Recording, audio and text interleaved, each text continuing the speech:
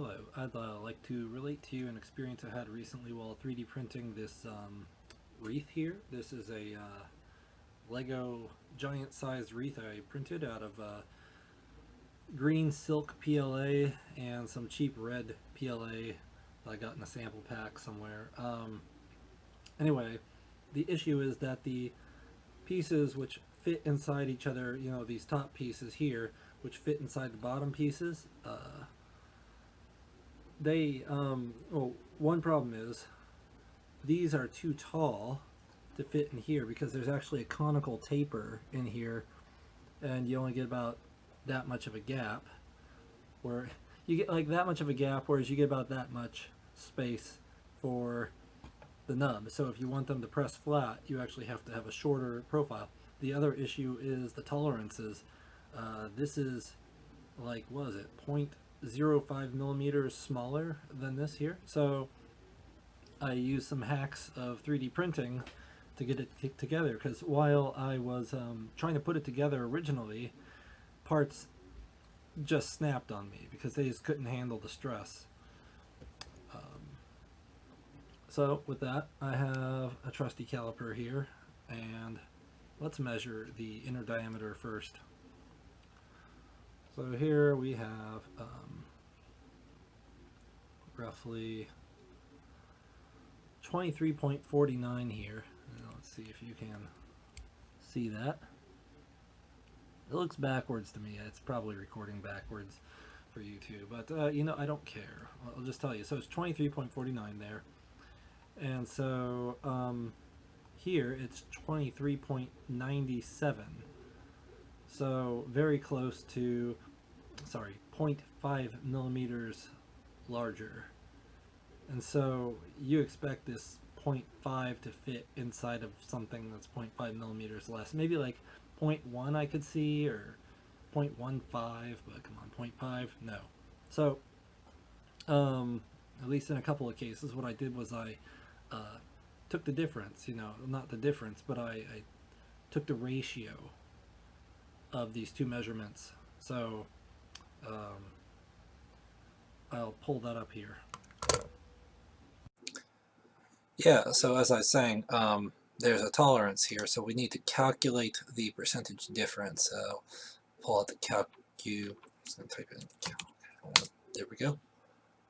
So here, I said the larger number was say 23.97 divided by 23.47. That way, is it 97? Let me just check that out one more time. Run that number. 0.55 if I look at it right. So let's go generous and be 23.55, and wait, what? 0.55. There we go. We get about we need about a 1.17% increase in size. So what I did basically was 3 of the branches were printed at regular size, and 3 of the branches that had to fit over the other 3 were printed at slightly higher size. So let's get into that here. And this is actually related to printing a bird head. Let me open up the branch. Here we go. So, pretty big guy. Now this is 100% size. I printed these at 80, and actually I am using different settings right now than I did back then. Let me try to recreate that. About 0.2 layer height, 3 shell, I'm actually not going to bother with doing any printing, but I'll just set this to say 20%, why not? And leave material settings, it's for PLA, and right now I'm printing shiny PLA. It's really irrelevant. Yeah, so with that, let's, so I printed these at 80% here, so I'm just going to go 80 for starters. And then step 2 is, I'm going to pull up the calculator here. I'm going to say times 80 equals, so we get about 81.42.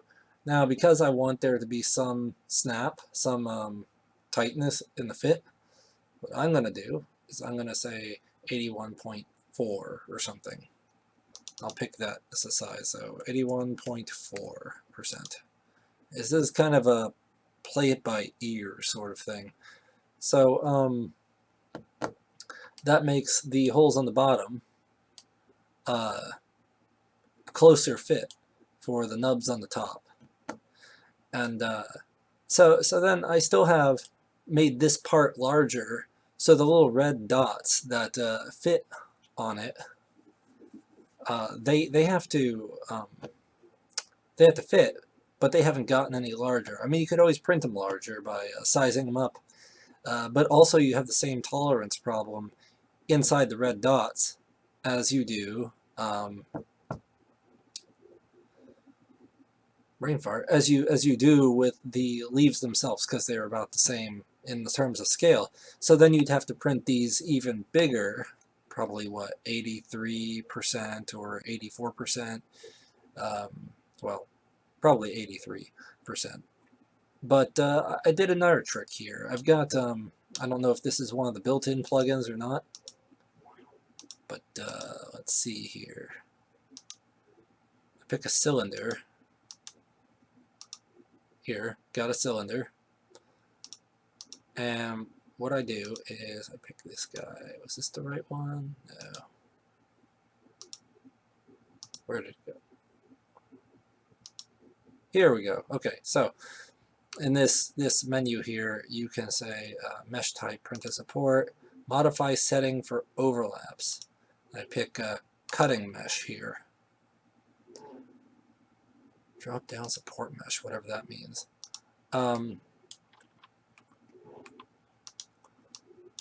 Let's see. So first, I'm going to position this over any perspective spot where I want to modify the print settings. I'm going to get it roughly there, and then I'm going to try sizing it up to cover the region. So this is and basically it's an object that won't be printed. I'll just put it to you that way.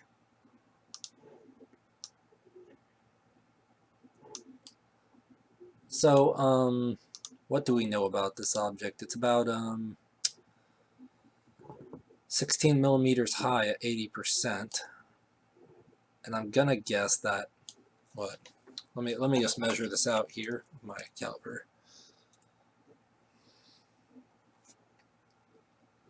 Let's see, it's 16 there and 8 there. So yes, the nubs stick out 8 millimeters higher than the rest. So what I want to do is make this about let's see, 16.28. That's 8.14 if I divide it. So I'm going to do is 16 right there, and then if I want to move that up, it'll be 8.14. And now it should be right on the level with the dot in the middle here. Righto. So I'll just do 30 by 30. This is just being unnecessarily detailed. So what I'm going to do here is I'm going to use this modifier over here and select the settings I want to change. And I'm going to pick, where is it? Was some about shell inset, outer wall inset. So this is the one I think that I want. So you can say I want that wall to come inward by so many millimeters, or fractions of a millimeter. And so now what I have to take into account is that since I scaled this piece up on the outside, now I need to shrink it down by the difference to fit. So while we shrink up, so the holes on the bottom of this part will fit on another leaf part like this, we also have to take into account now that that the nubs, that the red dots have to fit over an even larger part that's probably what, now a millimeter or almost a millimeter larger. So I'm just going to take that measurement really quick here.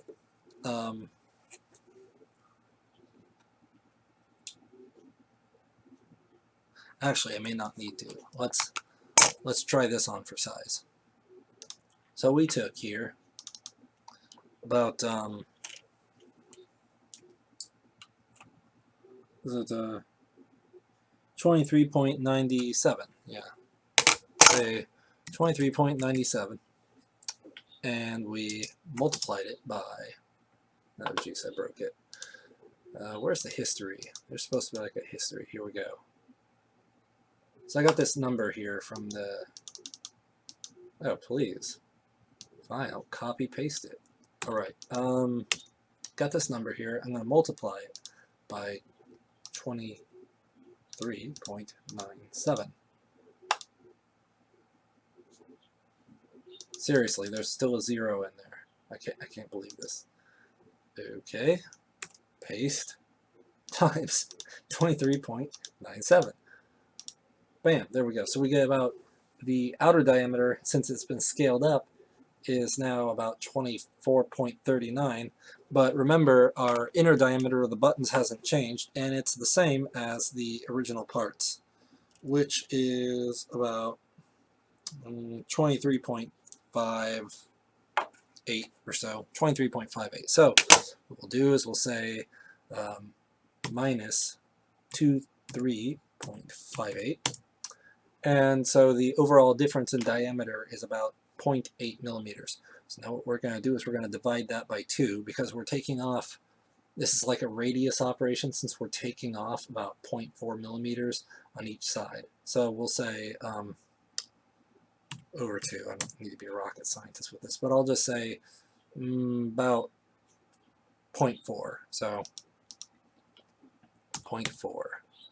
And this is the inset, so it's already subtractive from the diameter, so you don't need to make a negative number for it. So here, let's just take a test slice and see what happens. You should see a shelving effect here. So here we have the infill line where at the border of where this shape overlaps here. Then you can clearly see that there's an inset here. So this peg is the one that you're going to stick the red dot on. I mean, you would put this on over whichever peg you want. But yes. The second thing is, let's see about the height of the pegs. So not all these pegs are, how should I say, tall enough for the job. So for instance, I mean, they're too tall for the job. For instance, the depth of these end pegs, if you're printing one of the lower pieces that is smaller and you want to cut off the top part, and I found this a little challenging, but to find some settings that would let you chop it off. But yeah, if you wanted to cut off the top part, you had to jump through some hoops. But we'll see if I can work out a setting here for that. I'm going to click there. So I've created another cylinder. I'm going to move it up, scale it out here, and let's see, move it over. Now let's get some numbers to this. So the Z height is the height from the bottom of the model to the build plate, which is handy even though it shows the origin point as being in the middle. So those are not truly representative of the X, Y, and Z values, because here Z is now almost 0, but the bottom is touching the build plate.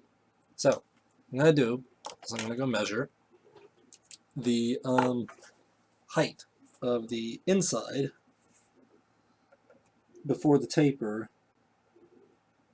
of the leaf main anchor points. Let's see, and that's about 4 millimeters. So we get about 4 millimeters of height on the typical nub. And then the whole thing is about 16 millimeters tall. So we need to trim about slightly over 4 millimeters. Let's do 4.5 millimeters. So just 16 minus 4, 16 minus 4, oops. I don't think that actually works. Nope. I'll just do actual math. 1.8, 11.8, there we go.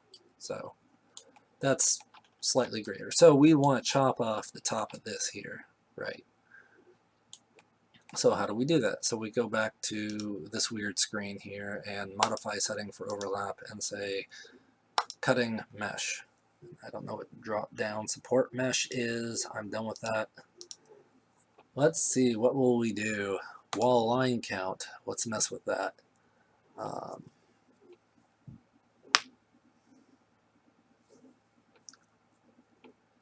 See, I had some set of things, but I usually don't save the projects themselves. I usually turn them into G code and then toss out the projects. Let's see.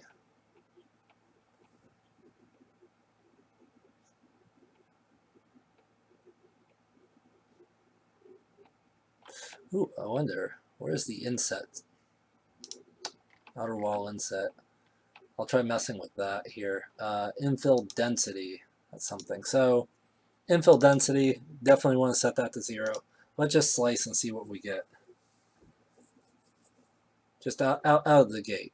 So here we got no change, but you might see here there's no infill until we hit this. I might have spiralized infill selected. No, octet, interesting. So I don't think it'll let us do a 0 line count. I can slice and see if it lets me. If it does, great. It looks like it's not letting me, so. But then it does the top layers here. So what you have here is you have it slicing off the top at a certain point. But since it's a bounded volume here, it's treating it like the model actually begins and ends at the overlap, and that's why you're seeing these two regions, because these are the top and bottom layers. So I'm going to have to, I'm just wondering what happens if I do 200 millimeters or something, mess with the model. Just curious. 200 millimeter inset. That didn't do anything at all. Jeez. Bye. Select settings. We will say top layers and bottom layers. I'll close and I will hit 0 and 0, and please slice for me. There we go. Okay, so you set your wall line count, top and bottom layers to 0, and you got this. Now that height should be about 4 millimeters or less, whatever fits inside the conical taper here, and it's kind of hard to see what I'm seeing because of the brim. Build plate adhesion, I'll just turn that off for the moment, reslice. Because for whatever reason it insists on showing my model as gray and not yellow or whatever. So yeah, this area here is about 4 millimeters deep, and now this is too. Thanks to these, you get these polygons here, you can throw them on by picking one, clicking on the model, and then resizing it with the tool, positioning it, and then over here you move modify settings for overlap and then turn it into a cutting mesh and apply your filters. So you can modify in regions of the mesh. It doesn't have to necessarily be whole layers, but how high different parts of the print will be. So if this was a rectangle, for instance, I could stretch it all the way over to the other nub and do the same thing, chop it off at the top, while leaving the others in place because they look like they're supposed to look. But so I've made myself a spot for the red nub to go, the red dot, and I've also made a spot to join up the other leaf on top of it. If this is a bottom one, for instance, well, you do this for the bottom one over here, but you do this for the top one because you've made it all that much bigger, and so you need to compensate. Either way, you have options how you do it. The real cool thing is just using this tool. And that's that. Have a good one.